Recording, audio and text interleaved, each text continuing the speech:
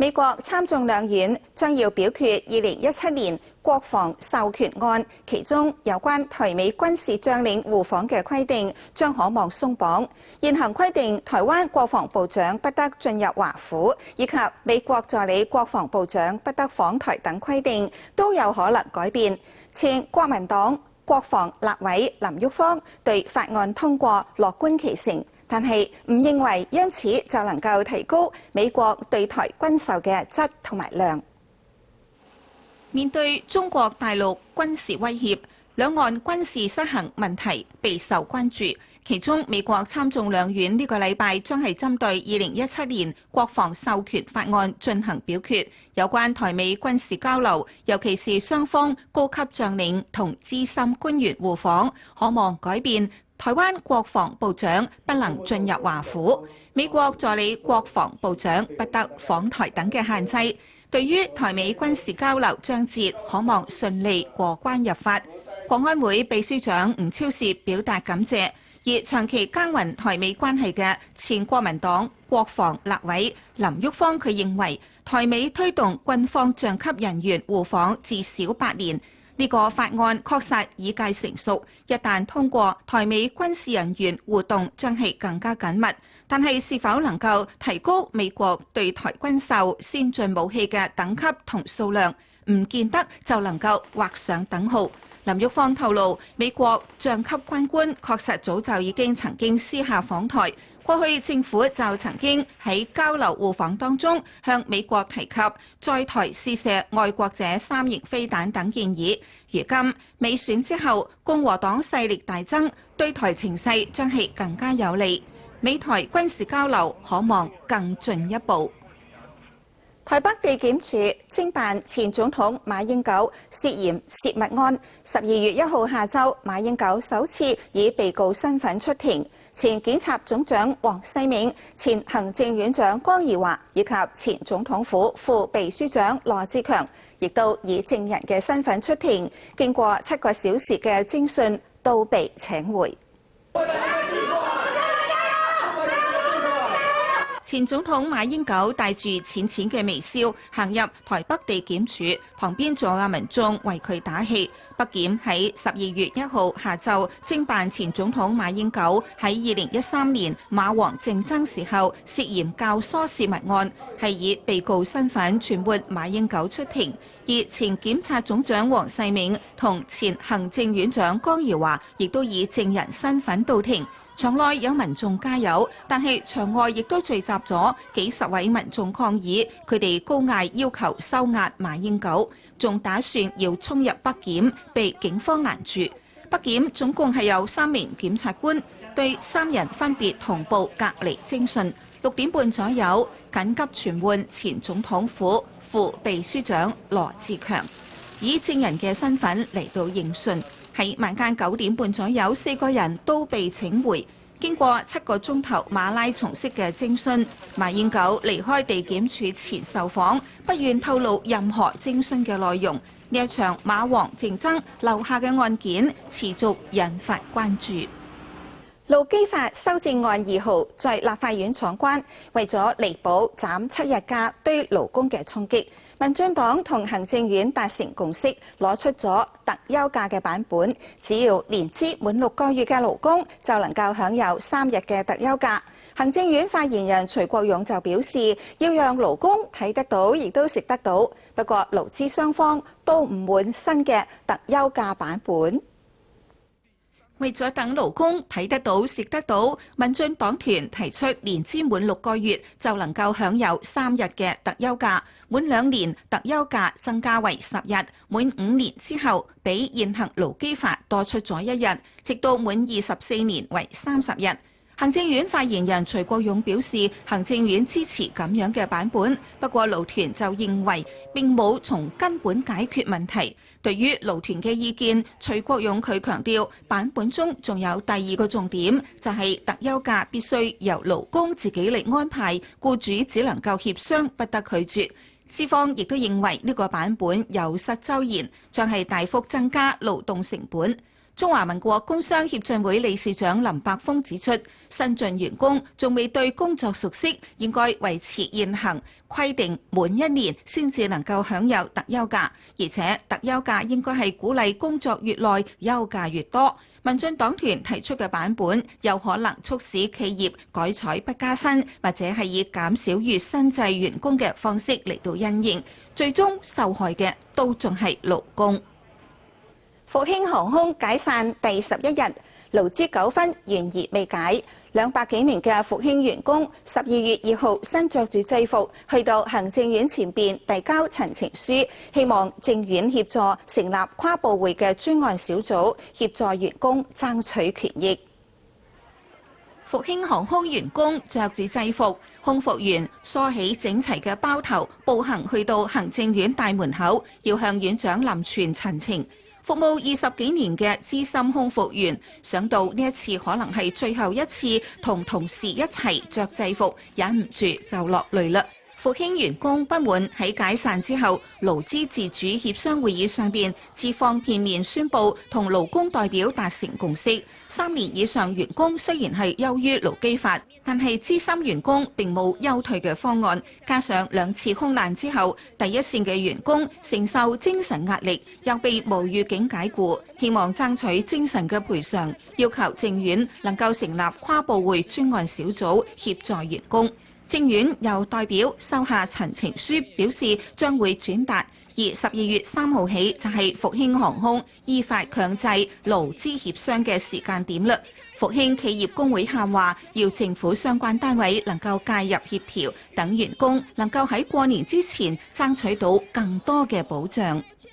根據衛福部嘅資料顯示，台灣嘅身心障礙者有超過100萬人以上。衛福部舉行身心障礙者權利公約嘅首次國家報告，發現台灣針對身障者嘅法律存在咗好多不當歧視性用語，同時亦都建議應該加強對身心障礙者居住環境、就業等權益。為咗要強化身心障礙者嘅權益，達到國際公約嘅目標，衛福部喺公布身心障礙者權利公約嘅第一次國家報告，對現行法規同行政措施上邊確定有671條條文必須要優先研議同修正嘅。根據社家屬嘅統計資料，喺671條條文當中，有涉及不當歧視文字嘅就佔咗65%，其他仲有24% 嘅條文會影響身心障礙者嘅權益，11% 係符合公約嘅部分。針對醫療、就業甚至係居住環境上邊各個面向都必須檢視。社家屬亦都表示，將係針對優先檢視清單同埋國發會以及相關部會嚟進行研討，預計喺106年底之前要完成優先檢視清單內嘅修正，108年要完成其他所有法規嘅檢視修正，落實保障身心障礙者嘅權益。迎接2017年第一道曙光，阿里山森林鐵路推出曙光列車。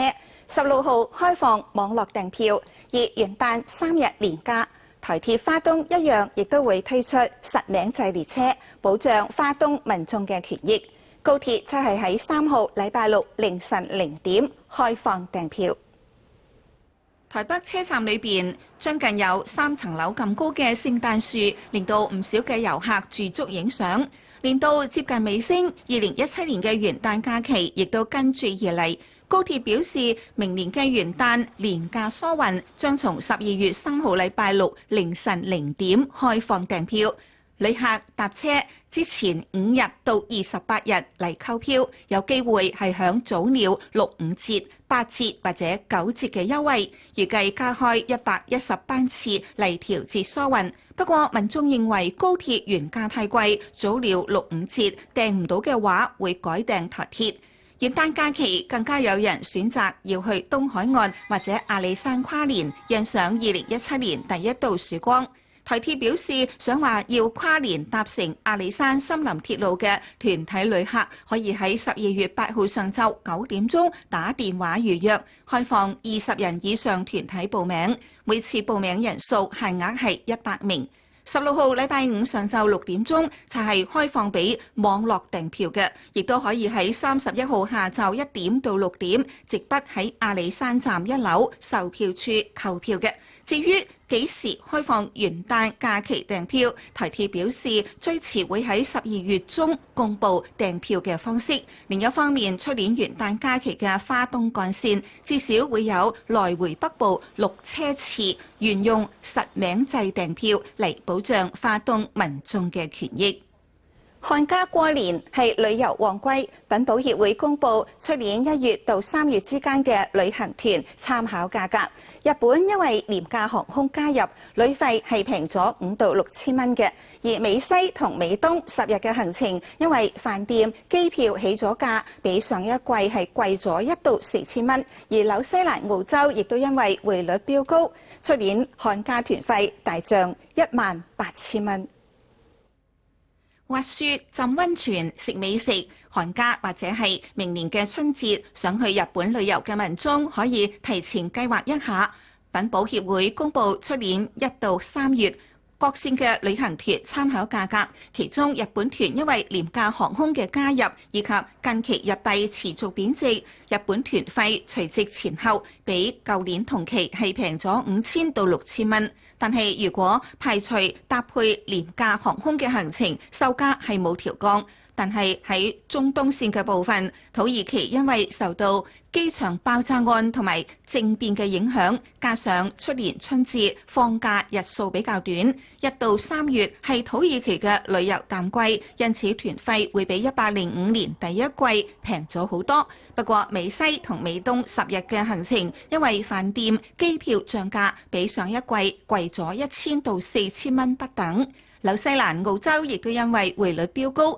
加上1到3月澳洲係夏季，天氣舒適，旅遊人數大增，令到出年嘅寒假團費係漲咗大約18000蚊嘅。另外，冇出國計劃想留喺國內嘅民眾，亦都要留意，因為行政院祭出咗3億元擴大國旅市場補助方案之後，品保協會預估唔少民眾會因為補助而計劃嚟一趟國內旅遊。加上近年國人亦都流行喺旅遊當中度過除夕、春節，國內住宿費用喺1月28號到1月31號呢段期間嘅漲幅將係高達80%。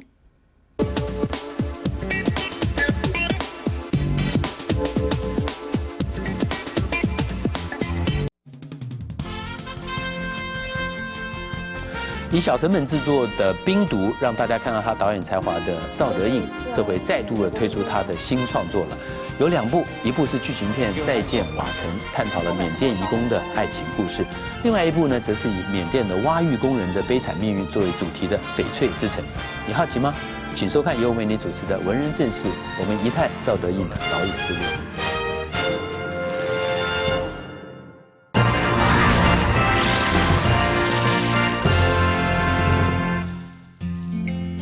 里山倡议是一项谋求生物多样性与维护资源永续的宣言。这份愿景其实并不遥远，在台湾就有一个巴烟聚落，因为人与自然和谐共存，受邀加入联合国里山倡议伙伴组织。早期巴烟因为人口外流、农业没落，原本种水稻的水梯田因为太耗费人工而转作为旱田。但是2008年起，在台湾生态工法发展基金会的带领下，活水终于重新注入干涸的田地。那我们是用比较生态的方法来做一些基础的建设，所以我们那时候才想什么办法让这边的产业可以去复兴起来。我们想说每个地方都有它的核心价值嘛，所以我们第1年就先看，花了1整年的时间去看巴烟它的价值到底是什么。我们就发现，巴烟有3个很棒的价值，就是气石、梯田、水巴烟。所以这边老先生每个人都有一副很好的气石的功夫。可是现在变国家公园啊，不能再采石头、再砌石了，对不对？后来我们就找到跟林务局合作，发现砌石跟那个木雕其实很像，所以我们就请台东一个很有名的老师来教他们木雕的功夫。哇，他们很厉害，3天就学会了木雕技巧。所以在小小出张所里面还有卖他们的作品这样。水田生态恢复了，居民的生计也有了着落。巴烟因此成为台湾极具代表性的里山农村。里山其實它不是一個特定的地名，它實際上就是在我們鄰里周邊的郊山。我們在整個資本主義社會下一路追求經濟發展的情況下，我們怎麼樣再回頭看老祖先跟大自然共生的那套智慧？那巴煙的他們的生活形態，他們可以維護這麼好的環境的關鍵，實際上就是里山倡議最想要談的一些事情。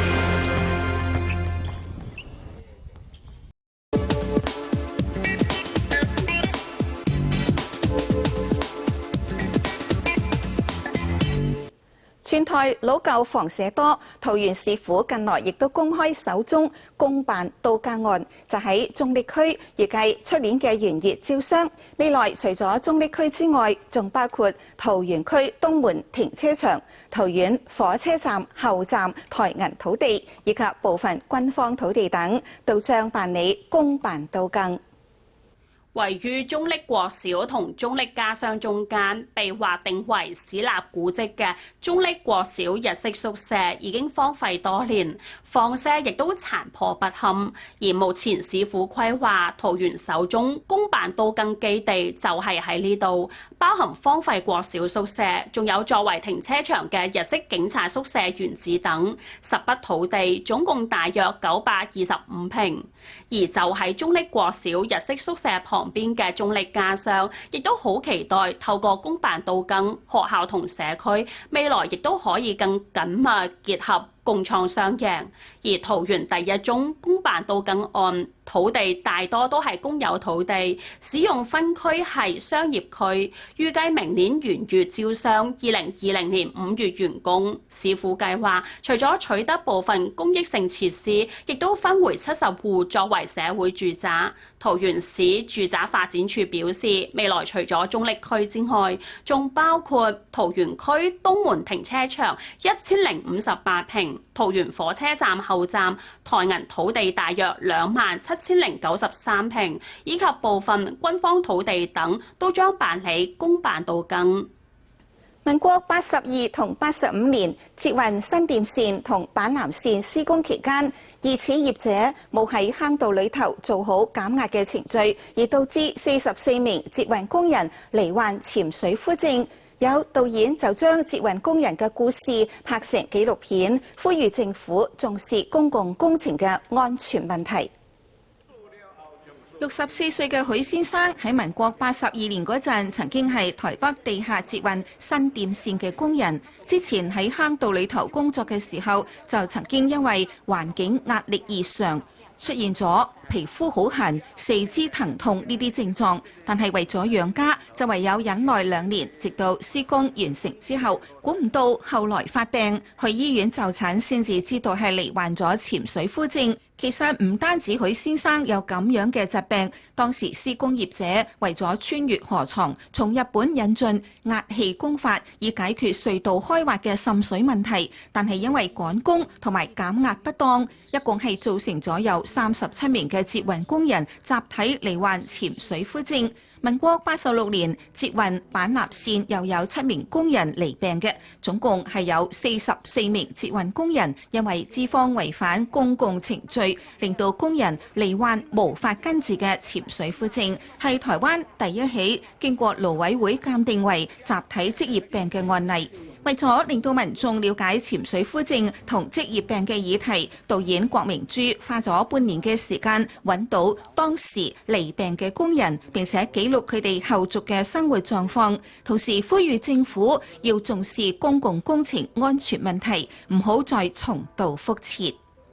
因為求學、工作或者係婚姻關係，屏東縣有越嚟越多嘅新住民，逐漸形成多元嘅移民社會。屏東縣政府舉辦國際移民節活動，以多元文化嘉年華嘅形式，除咗有異國料理騷，仲展售新住民所栽種嘅蔬菜生果，呈現新住民喺台灣嘅生活樣貌。來自越南、泰國、印尼、緬甸同中國嘅新住民，除咗帶嚟南洋嘅特色舞蹈，仲有佢哋嘅特色料理。嚟台灣10幾年嘅新住民已經融入在地嘅生活。來自印尼嘅陳金蘭種咗6甲地嘅茄子，越南籍嘅阮紅竹用1甲地嚟栽種石榴。來台讀書更加因此留低嘅印尼華僑余佳全，亦都種咗1甲地嘅香蕉。為咗令到民眾更加了解新住民，屏東縣政府12月4號喺屏東公園舉辦國際移民節，安排在地食材、異國料理大賽以及多元文化嘉年華。除咗響應中央政府新南向政策，亦都希望將屏東縣打造成為移民友善城市，等屏東嘅多元民族文化更加豐富。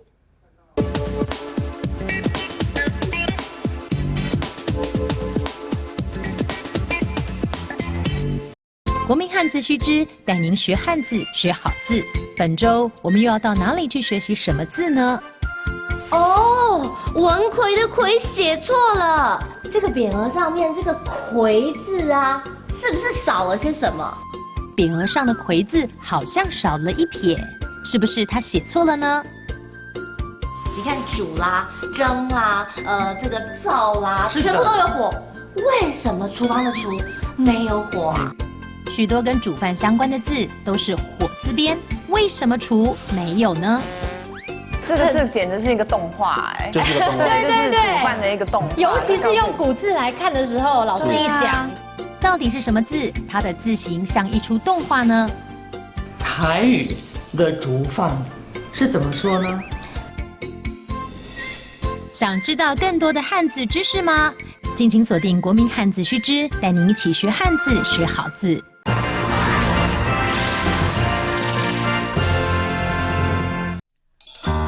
哇，画面上这些梨都是台湾有名的好梨，您知道吗？每年的5月底、6月初，北半球第1颗好吃的梨子就生产在台湾，并且已经开始限量的行销全球。这个季节开始，从台中东市到苗栗的卓兰、三湾，都是台湾著名的梨乡。好吃的台湾好梨都是高阶梨，在冬天嫁接，大约经过180到190天就可以采收了。台湾的海岛型气候是孕育好梨的重要条件，其中以风水梨、星星梨和秋水梨为大宗。果农是采用草生栽培的方式，让果园可以维持自然生态，少用农药和化学肥料，让梨子树长得更香甜多汁。采用有机肥料栽培的苗栗三湾梨，甜度更高，果粒更大，不用广告就会让游客慕名而来。果农说，好吃的梨子光泽透亮，果实浑圆端正。我们这边的水梨的口感很好，跟那个肉质很细哈，跟那个其他的是不一样啊。希望侨胞们可以来我们这三湾乡品尝我们的水梨，不是光用讲的，是来品尝就知道是不是真的好吃。欢迎我们的侨胞到台湾，记得来吃我们的水梨。每年端午节前后，台湾好梨陆续上市，就等您来品尝。